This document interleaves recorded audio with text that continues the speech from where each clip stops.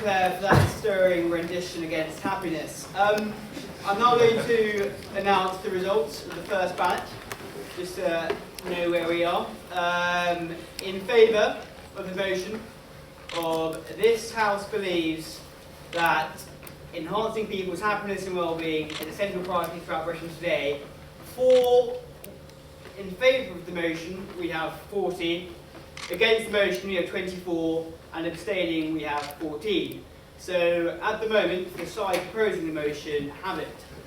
However, a lot could change. So now let's have the Q&A. Any questions from the audience would be fantastic. First question here. Rich people tend to be more happy and more positive in thinking when compared to the poorer group. Do you mind saying that again? I mean, the rich people tend to be more positive in thinking when compared to the poorer group. So that's a question about richer people being more positive in thinking. Anyone want to take that up first? Right, so the data on the connection between wealth and happiness is pretty clear in that there is a very strong correlation, especially at low levels of income. If you have no income, you tend to be less happy than someone who has, is able to cover life's essentials. But also that relationship is logarithmic and deteriorates as it kind of becomes less strong as you go up the income level. So the richer people don't get continually happier and happier as they get richer. It's a normal average, of course. This is why we're arguing that there's above a certain level of covering life's essentials, many more things are far more important for your overall well-being than your income. If your question was around, does having income therefore make you more positive? There's no clear-cut evidence, and in fact, actually, one of the arguments is that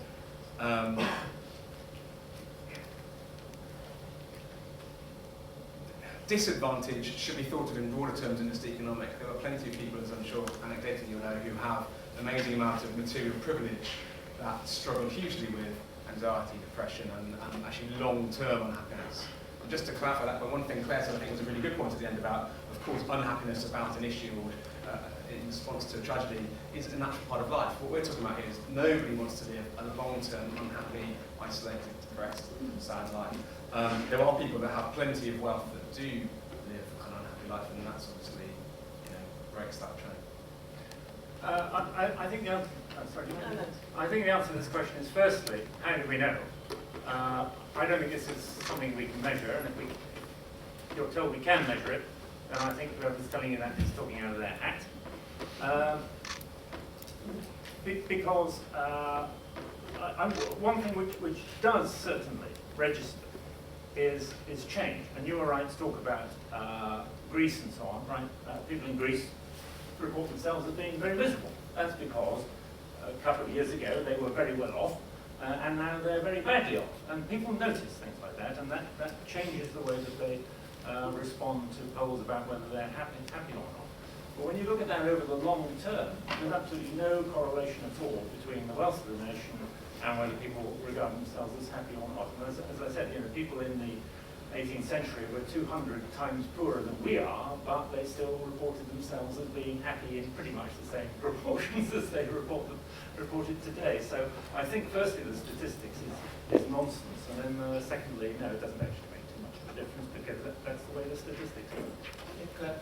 I think one of my fears is there's a danger of making a virtue of the happy peasant. The idea, if you kind of go around the city of London, you see all these people earning lots of money, and they all look stressed out, they're all miserable. You go to a small little island, and you see kind of like happy Africans gathering around the well, being each other. I've got quotes upon quotes upon quotes of people saying just that. I mean, I'm not even caricaturing the way that this can be presented. And I think that's a very serious danger. But it also is true that the proof aspect, by the way, is like completely mad. Just think about it. When you have nothing and you don't know very much and you don't know what you haven't got, you can be contented, right? When you know what you haven't got, I mean, my mother always makes a point to me that while she was growing up in, rural Ireland with nothing, she was perfectly happy. She then realised that she was from an Irish peasant family and that she was unequal and that she didn't know anything and that she'd never read a book. And when she discovered she wasn't very well educated, she became unhappy, if you know what I mean. I'm glad that she became unhappy because what she then said to me was never, ever, ever let that, read a book. See what I mean? It's like if you're seeing people who are worse than you, maybe it's generating happiness because of others. Well, maybe all I'm trying to illustrate is it's not a straightforward matter, and even being unhappy, if you're wealthier, is not because wealth is problematic. It can be that you realise what could be the case, and not everyone's got it. All sorts of things. It's a silly thing to say. Well, are you happy if you're rich? Well, I'm happy if you're rich. Do you buy this case which says that if you want to succeed, then part of success, and part of which you succeed is to be unhappy, because unhappy drives you. This is what these two are saying. Do you agree with that or not? So I think there's a real misconception about this. I mean, you often hear this line that says some of the greatest, most creative and talented people in human history have been deeply depressive, and that's been the source of their creativity. And actually, a lot of those people that you might allude to have maybe had perhaps something more akin to bipolar disorder, where they've had real highs and real lows. Almost certainly their creative and amazing contributions and drive phases will happen when they're in a high, not a low. Depression, anxiety, stress, these are not, especially depression, these are not states of mind where we can be at our most creative and productive and resourceful. And saying that, naming the odd example of somebody who's been depressed and has done great work, and claiming that therefore proves that's the route to creativity is a bit like saying, well, I knew somebody who smoked 20 a day and lived to 102, that therefore smoking must be fine. Can we clarify something, because maybe we're talking at cross purposes. I started off my life, professional life, as a mental health social worker. I am never glib about real depression, and I'm the last person that would say that somebody who's got mental illness is creative. We're talking about unhappiness. I actually think it's insulting to people with mental illness to use the wellbeing unhappiness agenda to basically imply we're all depressed in the mental health sense. So when I said unhappiness or lack of satisfaction drives people on, that is not the same as me saying that mentally ill people are the most creative, which I find, obviously wrong and ridiculous. So I never said that. I also don't think that in order to be ambitious and great, you have to be miserable at all times. That wasn't my point. I think we're falling into the danger of being incredibly simplistic and polarised about this. I mean, I don't know about you, but I've got wealthy friends who are happy and content and wealthy friends who aren't. I think it's a much more subtle issue than this. It's not just about money or not money. And similarly about the violinist. I mean, I did tons of music when I was younger. I was really striving to be better. That didn't mean I was unhappy. I'm not convinced that the violinist who's really working to improve, or the hurdler, Jessica Ennis or whatever, I mean, does she look unhappy? That somebody who's really pushing themselves is an example of unhappiness. I think we're falling into a really, really kind of gross definition of what happiness actually is. Very shallow one. You get another question? Yeah. I think there's an undercurrent in the opposition's argument saying that promoting happiness sort of equates to restricting people's liberties. So there's a state-sanctioned idea of happiness, but I think that's quite a naive view of what promoting happiness in this country would mean. I think it's much more helpful to think about it in terms of capabilities. Promoting people's capabilities allows people to choose what they want to do. So there's no need, so you can reconcile it quite easily with liberty by saying, okay, we can promote not happiness as some utopian goal that the government sets, but rather people's choices to make. So you allow people to make choices about their lives, rather than saying everyone has to follow this life. Would you like to respond to that, either of you? I always do, but I've spoken a lot.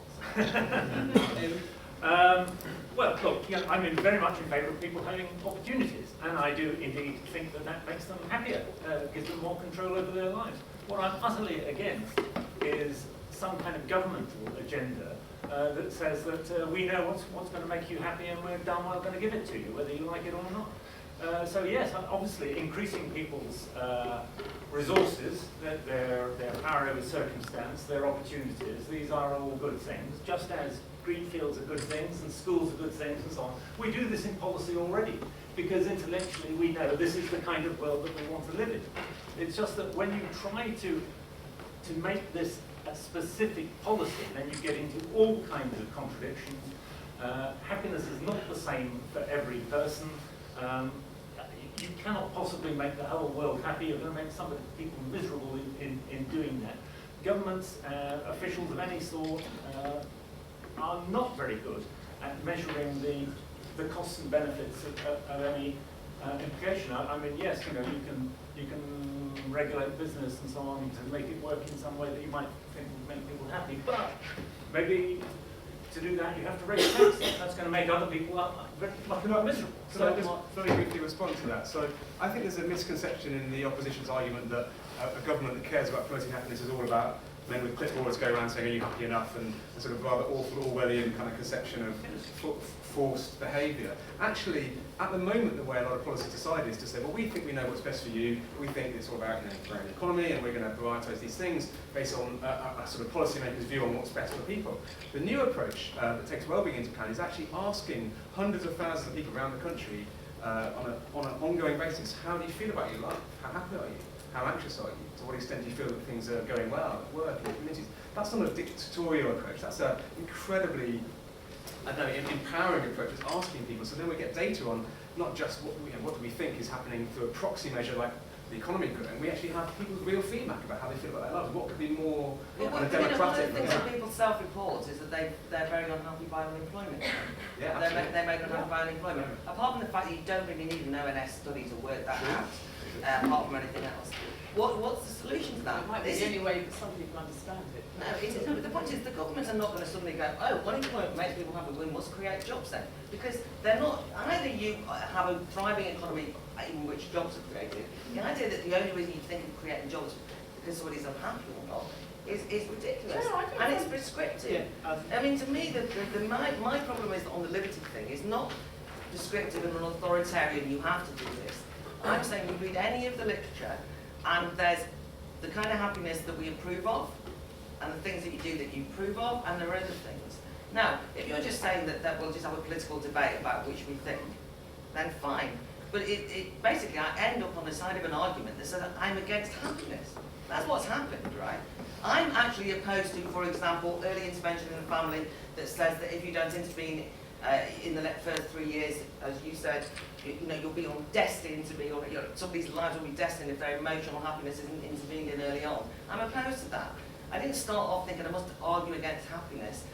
It became defined as the happiness well-being agenda by those advocates of it. You then say, these are the kind of things you need to do to make you happy. And I was saying that if you say, I'm happy doing this, they go, we don't mean that kind of happy. They don't mean happy like I mean. Yeah. I mean, I just think we're getting very caught up on the word happiness, which in some ways is pejorative. If we use the word well-being a bit more, it's fantastic. There's more and more research. That's not what the debate is about. Happiness and well-being was. Yes, I know. But If we use the word well-being, there is more and more research, more and more information about where well-being comes from, its deepest roots, the fact that it's not necessarily, completely coupled with economic growth. And I totally welcome, a government actually taking that into account. And we have a government at the moment that does not care as much as I would like it to about unemployment, especially about youth unemployment. So in a way, we're capturing their own policies on this one. It seems to argue against it. It's just everything possible that actually, the government is actually serving the people and what the people really want and need, rather than a macroeconomic agenda. And I mean, I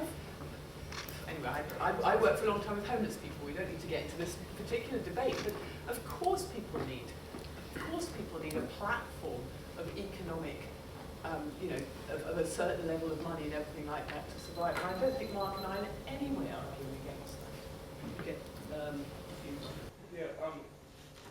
Let's just look at the basics here. What's the point of measuring it? Happiness and sadness comes and goes. That's natural. It's a sunny day, it happens, rainy, you're sad. We're talking about people who are really sad, people with depression. There's no need to measure that. They're depressed. What we should be doing is asking, how do we make this person happy? I'm not a person who has been depressed and has come out of it. When I was in depression, I found I had no information. I did not know how to deal with depression. Why, if it's such a serious question, are we not being taught this from a young age in an educational system? That's something you're saying, you're absolutely right. If you're depressed, it stops you from living life the way you want it. Living life unhappy is one of the worst possible things. So why are we not being taught ways in which we can get rid of this ourselves? If it's a happiness,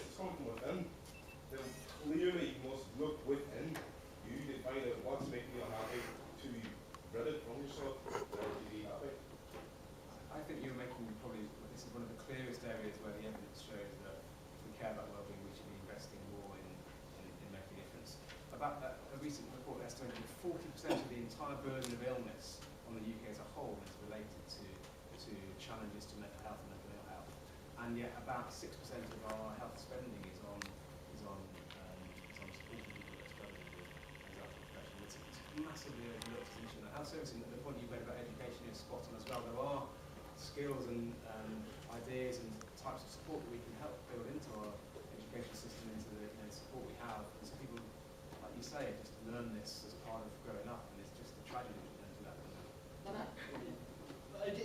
Do you two not think that there is a role that there are certain things that people can do to help get out of these states of depression, and because of the fact that there are these certain states, there is a role for organisations and government to highlight these things? I think this is almost a different argument, although I know it's part of the same one, but I haven't emphasised that in this. I'm very concerned about the relativising of mental illness and the trivialising of mental illness in the policy discussion about happiness and unhappiness. You know, if you have depression, clinical depression, it is the worst thing. Right? It is a terrible, terrible illness, and there's no doubt about it. It's not something to. I mean, it's a very important medical intervention. It's required, not just medical, but you know what I'm saying. If you are fed up and unhappy, that is not the same, and there is a confusion in this debate about what we mean. And if you actually read the literature, I do not believe that 1 in 4 people in this country suffer depression. I used to work for Mind where we decided that we'd say 1 in 4 people suffer from depression, because what we said was, this was a policy well documented, there's a lot of stigma attached to bipolar and schizophrenia and depression, so what we'll do is we'll say everybody can get it, and it's like a cold and then you get the flu. And that's what we said was a policy discussion that we'd make ourselves popular. And I can tell you now, there's a lot of mental health professionals now realise we've shot ourselves in the foot, because what's become fashionable is you can get policy money for depression in the broad sense, but if you're trying to run a schizophrenia unit, bipolar unit, or clinical depression unit, there's not a penny to be found. CBT, everywhere you look, if you know what that is, counsellors on every campus. And then last month, a report came out. This is how research gets irresponsibly used. It basically said 40% of young people are suicidal because they've got nothing to live for because of prospects of unemployment. So I looked into it, and what they did was there was a study of 2,300 people, at which one of the questions was to teenagers who were unemployed at 18. Do you think you have anything, is life worth living? Or do you know, sorry, I can't remember the phrase, but it's something like, do you ever feel that life isn't worth living? And 10% of them said no. I was surprised it wasn't higher. I mean, teenagers, everybody when you're a teenager thinks life's not worth living at some point, right? They then extrapolated this, the whole population, and now there's an inquiry into young people's mental health problems caused by unemployment, based on 2,100 people being asked a peculiar question, and now a lot of us are challenging that. And what I'm saying is that seems to me to be insulting young mentally ill people, because it was based on a very subjective question, extrapolated out, and what did the organisation that put that information out said, that's why the government have to give organisations like us more money so that we can stop young people from committing suicide who are depressed because they're unemployed. It was insulting to those people who are really depressed and are not going to help them either. Would one of you like to comment on that? Well, I'm talking about the organisations around, they need money to be funded. I'm not talking about the educational system. Growing up, we should be taught this. I mean, I find my own forms of getting around my own depression. I'm sure you see your depression, you find your own forms. There's nothing methods. We should be going to people who have come out of this yourself and asking them, how did you get through this? Great that you have. Give us that information so we can teach it to the public if ever they will need it. About 20 years ago, the federal government of Germany had this great idea to start studying how employers behave, and the goal was to set up a long-lasting survey each year to see how these behaviours changed. Now, about 1.5 years ago, I had the opportunity to take part in this project, to work on this. Now, first of all, the first thing the government obviously did was to hire an external contractor and to send out guys with clipboards to make a massive study. But more importantly, within about 20 years, the entire purview essentially changed from what they originally tried to do, and now you have special interests, state interests, specific politicians' interests, what they're trying to accomplish, those who are in power and have influence on it. What I really want to ask, though, is do we really want to put something like happiness in the hands of bureaucrats and politicians who may not even be truly interested in promoting it in the first place, or have their own sets of agendas behind it? Okay, yeah. This is very much my point. I mean, I think it's like trying to nail jelly to the wall, and when you try and get a bureaucrat to do this, it's the very worst way. We've heard that people are much happier when they have a sense of society and belonging and friends and family and all these sorts of things. It is, I think, better to let people do that themselves rather than to try and have some official body to impose it upon them.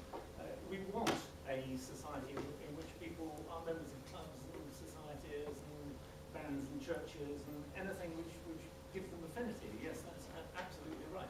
What you find, of course, is that the state actually cuts through that, and that instead of intervening if you see a parent really hurting a child, which my parents and family would have done 35 years ago, you don't even do it now in case you get sued. But you don't have to do it because you think, oh, well, there's a council official whose job it is to do that for you. It's much better if you do it yourself, rather than if we employ some agency who thinks they know what the right answer is for us to try and do it for us. Okay, Mark? So I don't think anybody's saying that we should entrust our personal happiness to the government. I think that's a bizarre and spooky idea. But Thomas Jefferson's quote in 1809 said something like, the care and of life and happiness is a sole legitimate object of good government. It sort of says that what could possibly matter more than looking after the best things for human life and happiness. So I think this is about encouraging people that do have the opportunity to make policy to think about the whole aspect of the human existence. How do we best promote what's good for human well-being as a whole, rather than focusing just on slightly more narrow proxies for that, like growing the economy. So to give an example of this in practice that I don't think is at all sort of trusting dangerous bureaucrats to do weird things. Sir Gus O'Donnell, who was the head of the civil service until fairly recently, the most senior civil servant in the whole country, stepped down out of government, has a big interest in this topic, and has for the last sort of 9 months been running a commission, the Legatum Commission, looking at basically the question of what would government policy look like if well-being was a central priority. What many things might stay the same. As Claire and others have said, of course, lots of what we do is already about trying to ensure high employment and to keep stability in the economy and so on. Those are probably the right things to be doing. But plenty of the things we do probably would change if we look through well-being. So it's a very sensible, balanced analysis of what do we know about well-being and what will we do differently as policy. It's not saying this is how the government's going to make you happy. It's saying based on what we know about humans and what we've asked people and found out from surveys, we can probably make better policy, and we're going to try and do that. I think that's exactly the right direction to be heading in. Okay, if we have 2 or 3 questions at once, because we don't have much time left. So you, and then you, and then you. Okay? Can I ask how you feel about school league tables and rent on that? Okay, great. I work at the Retreat, which is literally next door to the university. For those that are trained in mental health, it's been delivering mental health care for 200 odd years. We see a real shift in the way resources are focused away from serious mental health care towards health and wellbeing and community health care. Do you think that the happiness and wellbeing agenda is a cynical policy shift just to save money? Okay, and thank you. And finally, I find it very compelling that one person's happiness is not necessarily another person's happiness. And on one part of me wholeheartedly agrees with the idea of asking people how they're feeling and as a way of finding out what the best thing is to do to inform policy. But I wonder how you see, for example, a group of the population through lack of empowerment or lack of inclination who struggle to express themselves in those terms or don't want to share their feelings. How, within your framework, would you ensure that those people also have a voice in deciding policies for general well-being? answer those questions, I'm going to let you each have a turn in order in which you spoke, and that's the last word that you'll have in the debate. Please keep it brief. So, I don't see what we want. I mean, it's become very much about the government, what we want the government to be doing. I don't see what we want the government to be doing except looking after our well-being. And I just think we're just now taking a much broader view of how that can be achieved. But the broader view also comes down to details. So for me, for example, school league tables would be a common sense thing that we're actually, you know, it's about turning schools into competitive factories for producing results. And I don't see, but I'm not an expert on the subject, but you know, from what I understand, that's not great. The cynical shift of resources, absolutely, we need to expose any policy that is a cynical shift of resources and away from well-being, but I think that simply supports the argument of understanding more and more about what well-being is. And I think it's a really good point about how we hear the voices of people who are disenfranchised, and to me that would be a central plank of the approach to well-being as well. Well, I think school league table, it's one of these examples of a policy which makes some people miserable and some people extremely happy. And getting that balance is extremely difficult, and that's why I don't think it's a legitimate aspect of policy. If you're running a not very good school, a school league table probably makes you very depressed indeed, well, not depressed, sorry, very miserable indeed. And that doesn't stop it from being a very good thing to do, because by publishing those statistics, we hope that we can improve the standards of education, and by and large, I think that has happened since school league tables were introduced. Is this agenda an agenda to save money? No, I don't think it is. I think to some extent it's actually been captured by people as a sort of proxy for rejecting economic growth and prosperity. The idea that we don't need money, it doesn't buy you happiness. Let's look at other things, and I think to some extent it has been captured by that, and it is become part of that agenda. As for people's personal situations, this is the whole point. You cannot measure these things. You cannot measure things between individuals. We all love people. Now, do you love people more than I do, or not? I don't know. You can't measure that. Grief. How do you measure grief? How do you measure grief or love or envy or any of these things? You cannot measure these things, and therefore there is no practical way in which you can institute that as an object of poverty. We think we basically know what makes people happy and what makes them miserable, but anything you do will make some people happy and a lot of other people who you may not see, and therefore may not come into your calculations, will make them unhappy. Okay, Mark. So I think the big tragedy in schools is not so much that they're measuring academic progress, it's that they're taking that as the only measure of success. And I think what's really sad is Ofsted used to have quite a lot of focus on well-being as well as attainment, has written that out since COVID was in place, and now it's pretty much obsessed with attainment. I think it's absolutely right to measure attainment, and I think also Amy's right, we have improved standards in schools, but we need to have a more broad conception of success that includes well-being and sort of skills for life as well as just passing exams. I agree with it would be awful if this agenda is used as a cynical ploy to divert resources. I really hope that isn't happening, and I think that probably the single most important thing from the evidence of well-being is to give priority to severe mental health disorders. So if funds are being taken away from that, I think that's absolutely a travesty and shouldn't be the case. On that last point about feelings, I think you're absolutely right. Making sure you sample and speak to people right across society is vital. Just to come back, I know Amy and I are not going to agree on this, but the questions about sampling and consistency across cultures, and this point about whether sunny days and rainy days affects how you report these things. Statisticians are very good at getting rid of that noise. If you sample on throughout the year, you get rid of the weather effects. If you sample in a statistically robust way across different socioeconomic backgrounds, different geographies, you get rid of these noises. We know how to capture data in a way that gets rid of a lot of that noise. And actually, what we find is these samples are incredibly robust and consistent across population samples. So, although it's imperfect and although it's hugely subjective, when you ask enough people consistently enough, you find a real sense of how do people feel and what does this mean. So it's not perfect, and it's It's perhaps never going to be quite as robust a measure as GDP, but it's absolutely vital we understand how people feel and we do what we can to promote their well-being. Okay, and finally, Claire. I don't think it's cynical, but I think it's been captured. I think actually you said that. But so, for example, Manchester, which became a big well-being council, and I kind of know a little bit about local government, was this sort of, they suddenly do this young people and well-being. They say, oh, well, we're concentrating too much on hard-end mental health over here. Anyway, basically, they ended up having aromatherapy, but instead of youth clubs. That is a serious thing that happened, and chatting to people about their well-being.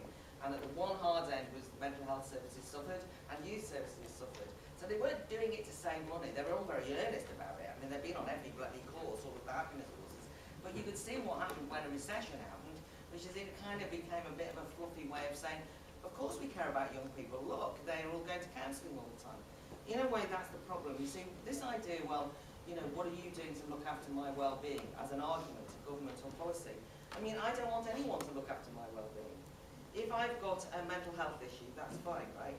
The rest of the time, I want to decide what my well-being should be like. I don't want anyone else going anywhere near my well-being. I know it sounds silly, but I think we're forgetting some important concepts here, like moral autonomy. Self-determining individuals who don't have people deciding things for them. That's what it means to be human. That's the whole point of being human. And people ask about what's happening in education. I don't want well-being on the curriculum. And it's not because I think that GDP is all that counts, because that's been a little misconception. The only reason I've been defending GDP is against general well-being assessments. It's not that I think that GDP is the only thing that we should care about. Guess what? I never said that, and I don't think that. It's only within the happiness debate it comes up. But when it comes to what is schools for, they're not either about passing exams per se, or about well-being, or about your emotional well-health. They're about the intergenerational transmission of the best that's been known and thought, thousands of years worth of knowledge to new generations. I know that everyone's forgotten that, but that is what they're meant to be doing. Sometimes Gove gets it right, by the way. I don't agree with the Conservatives on huge other things. Gove's actually quite interesting on the knowledge issue. And so what I want is that schools are allowed to do that without reference to GDP. And if we had some respect for that knowledge, then we would understand that the matters of happiness and autonomy, or matters of philosophy, which I'd like to argue for, the Institute of Ideas is very keen on this sort of thing, not GDP, but that we think more for ourselves, not get somebody else to do it for us, work things out. And so therefore, as J.S. Mill says, ask yourself whether you are happy and you cease to be so. We've got a lot to learn from the great thinkers, and the happiness debate as it's presently constituted is shallow and not got much great thinking is going on. Go read some J.S. Mill and Socrates. Thank you. Thank you. We're now going to have the vote, the second vote. If someone could come with me and verify my counting. Callum. So all of those, reminder of the motion of this, just to remind everyone, this House will make enhancing people's happiness and well-being a central priority throughout Britain today. So all those still in favour of the motion, please put up your hand. Yeah, In favour. in favour. Change that.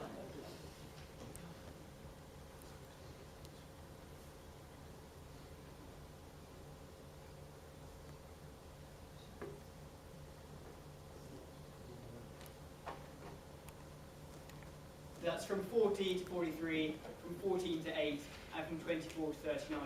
So therefore, the side which has won is the opposition. So round of applause.